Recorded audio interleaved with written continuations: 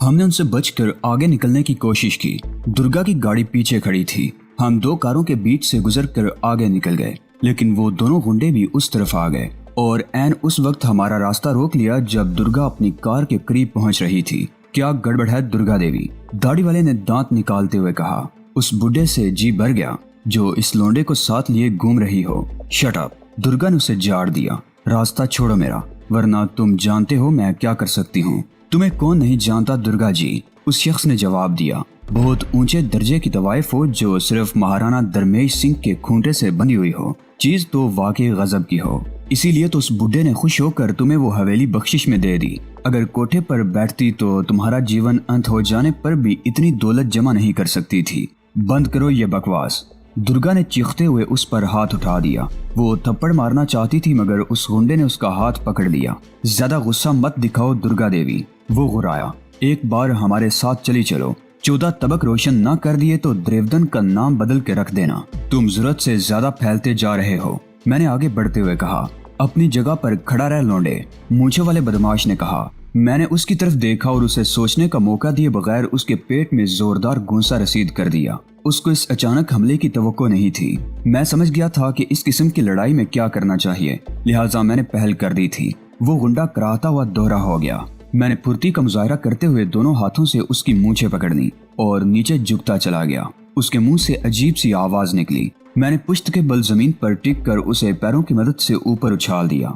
वो मेरे ऊपर से उल्टी कलाबाजी खाता हुआ दब की आवाज से पुश्त के बल गिरा। मैं तेजी से उठकर खड़ा हो गया और उसे संभलने का मौका दिए बगैर उस पर ठोकरें बरसाना शुरू कर दी। दूसरा गुंडा शायद इस गैर मुतवक्की सूरत हाल पर कंफ्यूज हो गया था। वो अब भी दुर्गा का हाथ पकड़े हैरत ज़दा सी नजरों से मेरी तरफ देख रहा था। दुर्गा ने उसके कंफ्यूजन से फायदा उठाने की कोशिश की। पहले उसने दूसरे हाथ में पकड़ा हुआ पर्स गुंडे के मुंह पर मारा और फिर अपना हाथ छुड़ाने के लिए उसकी कलाई पर दांत गाड़ दिए। वो गुंडा बुलबुला उठा। उसने दुर्गा का हाथ छोड़ दिया और एक झटके से अपनी कलाई छुड़ाकर दुर्गा पर पिल पड़ा। उस पर शायद जुनून तारी हो गया था। उसने दुर्गा की साड़ी खींच दी और उसके ब्लाउज पर हाथ डालकर जोर से एक तरफ खींचा। दुर्गा ने एक बार फिर उसकी कलाई पर दांत गाड़ दिए। दुर्गा का ब्लाउज तो उसके हाथ से छूट गया, मगर इस मर्तबा उस गुंडे ने दुर्गा के बाल पकड़ लिए और जोर जोर से झटके देने लगा। मैं मूंछों वाले से भिड़ा हुआ था, लेकिन इस दौरान मुझे दुर्गा की मदद करने का मौका मिल गया। मैंने पैर की एक जोरदार ठोकर दाढ़ी वाले की पिंडली पर मारी। हड्डी पर चोट पड़ने से वो बिलबिला उठा और एक टांग पर नाच कर रह गया। उसने दुर्गा के बाल छोड़ दिए थे। मूंछों वाले गुंडे को इस दौरान संभलने का मौका मिल गया। उसने मुझे गिरफ्त में ले लिया। मैंने अपने आप को छुड़ाने की कोशिश की तो मेरी पोजीशन कुछ और नाजुक हो गई। मूंछों वाले ने मुझे कुछ इस तरह गिरफ्त में लिया था। मेरा सर नीचे था और टांगे ऊपर। उसने मेरी कमर को बाहों के शिकंजे में जकड़ रखा था। मेरा सर जमीन से तकरीबन 8 इंच ऊपर था और यूं लग रहा था जैसे जिस्म का सारा खून दिमाग में जमा हो रहा हो। उस गुंडे ने मुझे किसी कदर ऊपर उठाकर नीचे की तरफ झटका दिया। मेरा सर पुख्ता फर्श से टकराया। मेरा दिमाग झिनझिना उठा। आंखों के सामने नीली पीली चिंगारियां से नाचने लगी। गुंडे ने एक बार फिर मुझे ऊपर उठाया और दोबारा मेरा सर फर्श से टकराना चाहता था, लेकिन इस मर्तबा मैंने उसे मौका नहीं दिया और दोनों पैर उसकी गर्दन पर लपेट दिए। वो गर्दन छुड़ाने के लिए जोर से सर झटकने लगा। मैंने टांगों को जोरदार झटका दिया। वो गुंडा पहलू के बल नीचे गिरा। मैंने बड़ी तेजी से अपनी टांगे उसकी गर्दन से अलग की और उठकर उसकी खोपड़ी पर जोरदार ठोकर लगाई। वो बिलबिला उठा। मैं दूसरे गुंडे की तरफ मतवज्जे हो गया जो दुर्गा को रगीद रहा था। मैंने उसकी खोपड़ी पर भी ठोकर रसीद कर दी। इस दौरान मूंछे वाला गुंडा भी उठ गया था। मैं तेजी से उस पर पिल पड़ा। मैं दुर्गा के सामने किसी कमजोरी का मुजाहरा नहीं करना चाहता था। वो जानती थी कि मैं कौन हूँ। जम्मू कश्मीर में भारतीय फौज के लिए मेरा नाम दहशत की अलामत बन गया था। मेरी गिरफ्तारी पर करोड़ों रुपए के इनामात मुकर्रर थे और कई साजिशी मंसूबे अमल में लाए गए थे। मैं किसी के हाथ नहीं लगा था और यहाँ दो गुंडों के दरमियान अपने आप को कमजोर साबित करके अपने नाम की तौहीन नहीं कराना चाहता था। मुझ पर उस वक्त जुनून तारी हो रहा था और मैं नतीजे की परवाह किए बगैर पलट पलट कर उन दोनों गुंडों पर हमले कर रहा था। वो अपने आप को बहुत बड़े गुंडे समझते थे। उन्होंने लोंडा समझकर मेरा मजाक उड़ाया था और ये लोंडा उनके लिए कहर बन गया था। उन दोनों की नाक और होंठों से खून बहने लगा था और अब वो मेरा मुकाबला करने के बजाय अपनी जान छुड़ाने की कोशिश कर रहे थे। दुर्गा को शायद वो भूल ही गए थे जिसे वो उठाने के लिए आए थे। मुझे हैरत थी कि इतने बड़े होटल के पार्किंग एरिया में इतना जोरदार हंगामा हो रहा था और अभी तक किसी को खबर नहीं हो सकी थी। इसकी वजह शायद ये थी कि पार्किंग प्लॉट गेट से हटकर बहुत फासले पर था और इत्तेफाक से उस वक्त कोई नई गाड़ी होटल में दाखिल नहीं हुई थी और न ही कोई होटल से जाने के लिए पार्किंग की तरफ आया था। इस मारदाड़ में एक गुंडे का हाथ एक बार फिर दुर्गा के मुंह पर पड़ गया। इस मर्तबा दुर्गा ने अक्लमंदी ये की कि उसने जोर जोर से चीखना शुरू कर दिया। दुर्गा की ये कोशिश रायगा नहीं गई। लॉबी में उसकी चीखों की आवाज सुन ली गई। चंद लोग दौड़ते हुए बाहर आ गए और इधर उधर देखने लगे। दुर्गा बदस्तूर चीख रही थी। कई आदमी चीखते हुए पार्किंग की तरफ दौड़ पड़े। उनमें 2 होटल के सिक्योरिटी गार्ड्स भी थे। वो दोनों गुंडे अब भागने के चक्कर में थे। उनमें एक तो किसी तरह अपने आप को छुड़ाकर अकबी दीवार की तरफ भाग खड़ा हुआ।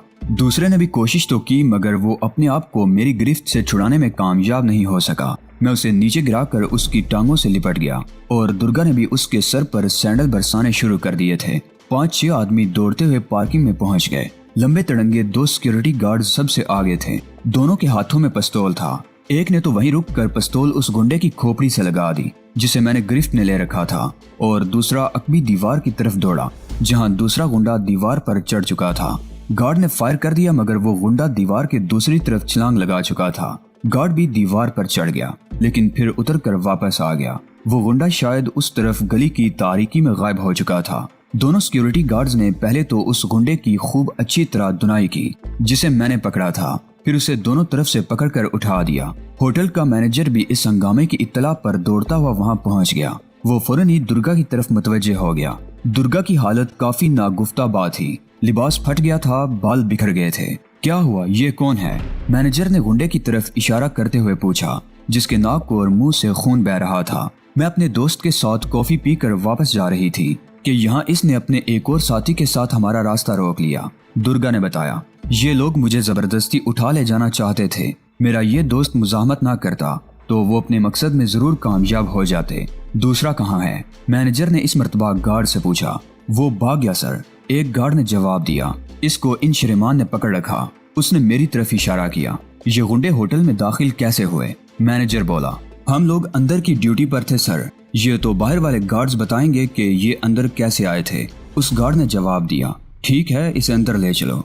मैनेजर ने कहा, फिर दुर्गा की तरफ देखते हुए बोला, आप भी तशरीफ लाइए दुर्गा देवी। जो कुछ भी हुआ मुझे इसका अफसोस है। हम लोग मैनेजर के दफ्तर में आ गए। जख्मी गुंडे को एक तरफ कालीन पर बिठा दिया गया। एक गार्ड उस पर पिस्तौल तान कर खड़ा हो गया। मेरा निचला होंठ भी फट गया था जिससे खून रिस रहा था। मैनेजर ने अलमारी से फर्स्ट एड बॉक्स निकाला और मुझे कुर्सी पर बिठाकर मेरा होंठ साफ करके बैंडेज लगा दी। दुर्गा एक कुर्सी पर बैठी अपनी कैफियत पर काबू पाने की कोशिश कर रही थी। उसका ब्लाउज फट गया था और उसने साड़ी से अपना सीना ढक रखा था। 3-4 और आदमी भी कमरे में मौजूद थे। वो सब इस शहर के मोअज़्ज़िज़ीन थे और वो सब लोग दुर्गा को भी अच्छी तरह जानते थे। एक बार फिर सारी कहानी दोहराई गई। ठीक है दुर्गा जी, मैनेजर ने दुर्गा की तरफ देखते हुए कहा। अब सूरत हाल ये है कि अगर पुलिस में रिपोर्ट आपकी तरफ से लिखवाई जाए तो आपकी भी खींचातानी होगी। हो सकता है ये खबर सुनकर महाराणा भी नाराज हों। वो पहले ही अपनी हवेली में होने वाले वाक़े से परेशान हैं और हम उन्हें मजीद परेशान नहीं करना चाहते और यकीनन आप भी ऐसा नहीं चाहेंगी। वो चंद लम्हों को खामोश हुआ, फिर कहने लगा, ये कोई ऐसी मामूली बात भी नहीं जिसे नजरअंदाज कर दिया जाए। मैं फोन करके पुलिस को बुलवा लेता हूँ और बेहतर होगा कि इस मामले से पुलिस ही को निमटने दिया जाए। आप हजरात का क्या ख्याल है? उसने कमरे में मौजूद दूसरे लोगों की तरफ देखा। आप बिल्कुल ठीक कह रहे हैं मिस्टर गर्दारी, एक आदमी ने गोया सबकी नुमाइंदगी करते हुए कहा। दूसरों ने भी तायद में सर हिला दिए। तो ये तय हुआ कि इस मामले से पुलिस को ही निमटने दिया जाए। मैनेजर गर्दारी ने इस मर्तबा दुर्गा की तरफ देखते हुए कहा, आप शांत रहिएगा देवी जी, इन लोगों को सजा जरूर मिलेगी। दुर्गा ने चंद लम्हों की खामोशी के बाद कहा, तो फिर मेरा और मेरे दोस्त का नाम नहीं आना चाहिए। आपको परेशानी से बचाने के लिए ही तो हमने ये सोचा है। मैनेजर ने कहा, वैसे आपने श्रीमान जी का तारुफ नहीं कराया। ये मेरी दीदी के देवर हैं, आज ही मकराना से आए हैं, अपने एक दोस्त के यहाँ ठहरे हुए हैं। ये पहली मर्तबा यहाँ आए हैं और आते ही ये दुर्घटना पेश हो गई। वेरी सैड, मैनेजर ने कहा और एक बार फिर हम दोनों से इस वाक़े की माजरत करने लगा। फिर बोला, आप जाइए देवी जी, आपको आराम की जरूरत है। अगर आप पसंद करें तो मैं अपने 2 गनमैन आपके हमरा कर दूं। नहीं, इसकी जरूरत नहीं, मैंने कुर्सी से उठते हुए कहा। ऐसे 2-4 लोगों के लिए तो मैं अकेला ही काफी हूँ। दुर्गा ने कुर्सी छोड़ दी। उसके साथ ही मैनेजर और दूसरे लोग भी उठकर खड़े हो गए। सबने हाथ जोड़कर दुर्गा को प्रणाम किया। मैनेजर तो पार्किंग तक हमारे साथ आया था। वो बार बार माजरत कर रहा था। दुर्गा की हालत ऐसी नहीं थी कि वो गाड़ी चला सकती, इसलिए ड्राइविंग सीट मैंने संभाल ली और दुर्गा पैसेंजर सीट पर बैठ गई। मैं ज्यादा अच्छी तरह ड्राइविंग नहीं जानता था, मगर इतना नाड़ी भी नहीं था। होटल की पार्किंग से गाड़ी निकालकर मैं सड़क पर ले आया और दुर्गा के कहने पर उसे बाईं तरफ मोड़ दिया। दुर्गा मुझे ऐसे रास्ते बता रही थी जहां ट्रैफिक ज्यादा नहीं था। वो अपनी सीट पर बार बार पहलू बदल रही थी। मुझे यकीन था कि उसे कुछ अंदरूनी चोटें लगी होंगी, जिनमें गालिबन अब तकलीफ शुरू हो गई थी। एक मर्तबा उसने पहलू बदला तो साड़ी का पल्लू ढलक कर नीचे लटक गया। उस बाजार में दाखिल होते ही मैंने पहचान लिया। जब हवेली से अलग अलग निकले थे तो मैं यहीं से दुर्गा के साथ गाड़ी में बैठा था। मैंने कार की रफ्तार कम की तो दुर्गा बोल पड़ी, इस वक्त 10:30 बज रहे हैं। हमारी गली में सन्नाटा होगा। तुम्हें यहाँ उतरने की जरूरत नहीं, मेरे साथ ही चलो। मैंने गाड़ी आगे बढ़ा दी। उस बाजार में ज्यादातर राशन और अनाज की दुकानें थी।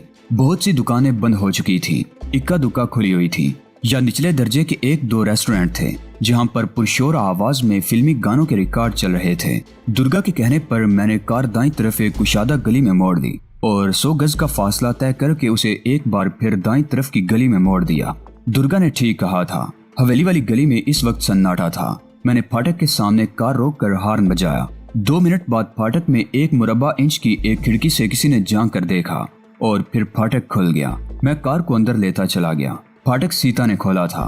गाड़ी अंदर दाखिल होते ही उसने फाटक बंद कर दिया और जिस वक्त मैं और दुर्गा कार से उतर रहे थे उसी वक्त गेट की तरफ से आती हुई सीता और लॉन्च से कल्पना भी हमारे करीब पहुंच गई थी। हमारी हालत देखकर वो दोनों उछल पड़ी। कल्पना के चेहरे पर तो हवाइयां सी उड़ने लगी थी। ये क्या हुआ दुर्गा जी? सीता बारी बारी हमारी तरफ देखते हुए बोली। तुम ठीक तो हो ना? वो मुझे टटोलने लगी। ये सब क्या हुआ, कैसे हुआ? एक वक्त में सिर्फ एक ही सवाल का जवाब दिया जा सकता है। मैंने मुस्कुराने की कोशिश करते हुए कहा। मुस्कुराने की कोशिश में होंठ की तकलीफ की वजह से मेरे मुंह से बेख्तियार कराह निकल गई। तुम्हारे पहले सवाल का जवाब ये है कि लफड़ा हो गया था और दूसरे सवालों का जवाब बाद में दिया जाएगा। दुर्गा जी तुम ही बताओ, ये सब क्या है? तुम्हारी क्या हालत हो रही है? सीता दुर्गा की तरफ मतवज्जे हो गई। महावीर का जवाब दुरुस्त है। दुर्गा ने भी मुस्कुराने की कोशिश करते हुए कहा। लफड़ा हो गया था, बाकी तफसील बाद में। दुर्गा साड़ी संभालती हुई अंदर चली गई। उसके 2 मिनट बाद मैं भी सीता और कल्पना को हैरानो परेशान छोड़कर बेडरूम में आ गया। मैं तकरीबन 1 घंटे बाद अपनी मुरम्मत करके और लिबास बदल कर बाहर आया तो दुर्गा हाल कमरे में सीता के साथ बैठी हुई थी और कल्पना किचन में थी। दुर्गा ने शबे ख्वाबी का लिबास, बुश शर्ट और पाजामा पहन रखा था। शर्ट का ऊपर वाला बटन खुला हुआ था। दुर्गा के बाएं रुखसार पर नील सा पड़ गया था जिस पर उसने शायद कोई क्रीम लगा ली थी। वो बार बार दायां पहलू भी दबा रही थी। सीता बड़ी तवज्जो से दुर्गा की बातें सुन रही थी। मैं सोफे पर बैठा तो वो उठकर मेरे करीब आ गई। दुर्गा जी ने मुझे सब कुछ बता दिया है। वो एक बार फिर मुझे टटोलते हुए बोली, आज तुमने दुर्गा जी के सामने मेरी लाज रख ली। तुमने साबित कर दिया कि मेरा इंतखाब गलत नहीं है। महावीर वाकई बहुत हिम्मत वाला है। दुर्गा ने मुस्कुराते हुए कहा, और अगर आज ये हमारे साथ ना होता तो सूरत हाल कुछ और ही होती। अब बात मेरी समझ में आ गई है कि कश्मीर में भारतीय सूरमाओं पर तुम्हारे नाम की दहशत क्यों है। तुम दो-बदू लड़ाई में इतने ज्यादा खतरनाक हो कि जब राइफल तुम्हारे हाथ में हो तो तुम तो कयामत बन जाते होगे। मुझे अफसोस रहेगा कि सीता ने मेरे हाथों से राइफल छीन ली। मैंने गहरा सांस लेते हुए कहा। सीता की आंखों में उदासी भर गई। परेशान क्यों होते हो? वो मेरे चेहरे को तकते हुए बोली, मैदाने जंग ना सही, लेकिन यहाँ भी तुम अपने महाज पर हो और सीता तुम्हारे साथ है। यहाँ रहकर तुम जो कुछ भी करोगे वो तुम्हारा बहुत बड़ा कारनामा होगा। तुम अभी सही तौर पर अंदाजा नहीं लगा सकते, लेकिन ये एक कामयाबी हासिल करने के बाद तुम कश्मीर में जंग का नक्शा बदल दोगे और तुम्हारा ये कारनामा ढका छुपा नहीं रहेगा। कश्मीर का बच्चा बच्चा जान लेगा कि आजादी का परचम बुलंद करने वालों में तुम्हारा भी हाथ है। वो कल्पना को आते देखकर खामोश हो गई। खाना लगाऊं दीदी? 12 बजने वाले हैं। कल्पना ने करीब आकर कहा। हाँ लगा दो, भूख लग रही है, दुर्गा बोली। इतनी मार खाने के बाद भी पेट नहीं भरा दुर्गा जी? सीता ने मुस्कुराते हुए कहा। बहुत जुबान चलने लगी है तुम्हारी, दुर्गा ने उठते हुए कहा। ऐसी बातें तुमसे नहीं तो और किससे करूंगी दुर्गा जी? सीता उठकर उससे लिपट गई। उसके इस तरह लिपटने से दुर्गा बेख्तियार करा उठी। खाने के बाद दुर्गा को वो गोल्डन सेब याद आ गए जो होटल जाने से पहले हमने बाजार से खरीदे थे। ओए मेरी तो मत ही मारी गई। वो कुर्सी से उठते हुए बोली, मैंने बाजार से फल और तुम लोगों के लिए कुछ चीजें खरीदी थी, गाड़ी में रखी हुई हैं, अभी लेकर आती हूँ। महावीर तुम मेरे साथ आओ। मैं मेज से उठा तो सीता भी उठ गई। वो पीछे नहीं रहना चाहती थी। हम बाहर निकले तो दुर्गा पोर्च में खड़ी हुई कार का पिछला दरवाजा खोल चुकी थी। मैंने और सीता ने पिछली सीट पर से तमाम चीजें उठा ली और अंदर आकर सोफों के दरमियान कालीन पर ढेर कर दी और हम लोग भी कालीन पर बैठ गए। कल्पना तुम भी आओ, बर्तन बाद में समेट लेना, दुर्गा ने उसे आवाज दी। कल्पना भी हमारे करीब आकर बैठ गई। दुर्गा ने सबसे पहले वो चीजें निकाली जो कल्पना के लिए खरीदी गई थी। उनमें 3 साड़ियां और 3 जदीद तराश के राजस्थानी लिबास थे। कल्पना के चेहरे से उसकी खुशी का अंदाजा लगाया जा सकता था। मारे अकीदत के वो बार बार दुर्गा के पैर छू रही थी। उसके बाद सीता की चीजें उसके हवाले की गई। सीता भी इस कदर खुश हुई कि वो दुर्गा से लिपट गई और उसे जोर से बींच लिया। दुर्गा करा उठी, सॉरी दुर्गा जी। सीता ने उसे छोड़ दिया। मुझे नहीं मालूम था कि तुम जख्मी हो रही हो। दुर्गा ने जवाब में मुस्कुराने पर ही इक्तफा किया था और फिर मेरे लिए खरीदे गए कपड़े भी उन्हें दिखाए गए। और तुम दुर्गा जी, सीता उसकी तरफ देखते हुए बोली, तुमने अपने लिए कुछ नहीं खरीदा? मेरे पास इतने कपड़े हैं कि रोजाना 2-2 जोड़े भी तब्दील करूं तो साल भर में खत्म ना हो, और एक जोड़ा तो कम हो गया ना। सीता बोली, मेरा मतलब है वो साड़ी जो तुम फड़वा आई हो। ये दुर्घटना बाद में पेश आई थी। बहरहाल मौका मिलेगा तो अपने लिए भी तुम्हारी पसंद से एक साड़ी खरीद लूंगी, दुर्गा ने जवाब दिया। सीता और कल्पना देर तक चीजों को उठा कर देखती रही। फिर सीता मेरी तरफ देखते हुए बोली, इस लफड़े से कता नजर आज का दिन कैसा रहा? कहाँ गए थे? क्या कुछ देखा? चंद हवेलियां देखी हैं जिन्हें फने तामीर का शाहकार कहा जा सकता है, मैंने जवाब दिया। मैं बताती हूँ, दुर्गा जल्दी से बोली। उसके होंठों पर शौक सी मुस्कुराहट उभर आई। सालम सिंह की एक कनीज से भी इसकी मुलाकात हुई थी। मैंने दुर्गा को घूर कर देखा मगर वो उस वक्त तफरीह के मूड में थी। ओहो, सीता ने मेरी तरफ देखा। कैसी थी वो? बहुत बूढ़ी हो गई होगी, 200-250 साल, बिल्कुल जवान थी वो। दुर्गा ने उसकी बात काट दी। तुम्हारी और कल्पना की तरह खूबसूरत भी तुम जैसी होगी, इसलिए तो ये अपना सब कुछ हार गए। कहाँ है वो हराफा? मैं उसके बारे में सब कुछ जानना चाहती हूँ। उसकी टांगे तोड़ दूंगी, उसकी आंखें फोड़ दूंगी, उसकी आंखों ही में तो सब कुछ है। दुर्गा ने एक बार फिर उसकी बात काट दी और चंद लम्हों की खामोशी के बाद मजे ले लेकर मेरे साथ सालम सिंह की हवेली में पेश आने वाला वाकया सुनाने लगी। मैं अपनी बेवकूफ़ी पर शर्मिंदगी और नदामत सी महसूस कर रहा था और सीता और कल्पना कह लगा रही थी। हम रात को बहुत देर तक बातें करते रहे। फिर कल्पना और सीता कालीन पर बिखरी हुई चीजें संभालने लगी और मैं उठकर बेडरूम में आ गया। होंठ के अलावा मेरे जिस्म के बाज दूसरे हिस्सों में भी तकलीफ हो रही थी। बाएं कंधे में तकलीफ ज्यादा थी। मैं बिस्तर पर लेटते ही हाथ से कंधा दबाते दबाते सो गया। मेरी आंख सुबह देर से खुली थी। सीता भी मेरे बेड पर सो रही थी। मैं कुछ देर तक खामोश लेटा सामने वाली दीवार को घूरता रहा। फिर घड़ी की तरफ देखा, 10 बज रहे थे। मैंने सीता को जगाने की कोशिश की मगर वो करवट बदल कर सो गई। क्या है, सोने दो ना, वो नींद में बुड़बुड़ाई। मैंने उसे छोड़ दिया और बाथरूम में घुस गया। सीता 11 बजे के करीब बेदार हुई थी। जाहिर है हमारे पास सोने के अलावा और काम ही क्या था। देर तक सोते रहे और रात को देर तक दुनिया जहां की बातें करते रहे। मैं हाल के कमरे में आया तो कल्पना कालीन पर बैठी सब्जी बना रही थी और दुर्गा सोफे पर बैठी अखबार देख रही थी। कल्पना मुझे देखकर चाय बनाने के लिए उठकर किचन में चली गई। कोई खास खबर? मैंने सवालिया निगाहों से दुर्गा की तरफ देखा। खास तो नहीं कह सकते लेकिन दिलचस्प खबरें हैं, दुर्गा ने मुस्कुराते हुए जवाब दिया। मसलन? मैंने पूछा। रात को रामगढ़ पैलेस से जिस गुंडे को पुलिस के हवाले किया गया था उसने ये एतराफ कर लिया था कि कैलाश ने उन्हें मुझ पर हमला करने के लिए कहा था। उनका मंसूबा तो मुझे अगवा करने का था लेकिन उन्हें कैलाश से ये हुक्म भी मिला था कि किसी वजह से अगवा में नाकाम होने की सूरत में मुझे जख्मी कर दिया जाए या कम से कम मेरा चेहरा बिगाड़ दिया जाए। वो चंद लम्हों को खामोश हुई, फिर बोली, पुलिस ने कैलाश को भी पकड़ लिया था लेकिन उसने कोई इल्जाम कबूल करने से इनकार कर दिया। पुलिस उसे बाकायदा गिरफ्तार करना चाहती थी लेकिन यहाँ उसने भी सोसाइटी में कुछ जगह बना रखी है। उसके चंद हवारी आड़े आ गए। उनमें एक साबिक रियासत जैसलमेर का साबिक दीवान है। जाहिर है उसका असर और रसूख अब भी है। इसकी वजह से कैलाश गिरफ्तारी से बच गया। और क्या तुम्हारा महाराना कुछ नहीं करेगा? मैंने पूछा। वो तो साबिक महाराजा है, उसके तो दीवान से ज्यादा ताल्लुकात होने चाहिए। दोस्तों, आज की किस्त आपको कैसी लगी? कमेंट बॉक्स में अपनी कीमती राय का इजहार लाजमी करें। वीडियो को लाइक करके अपने दोस्तों अजीजों से लाजमी शेयर करें। चैनल को लाजमी सब्सक्राइब करें। अगली वीडियो तक इजाजत दीजिए। तब तक अपना और अपने इस चैनल ऐलान हकीकत का ख्याल रखिएगा। अल्लाह निगहबान।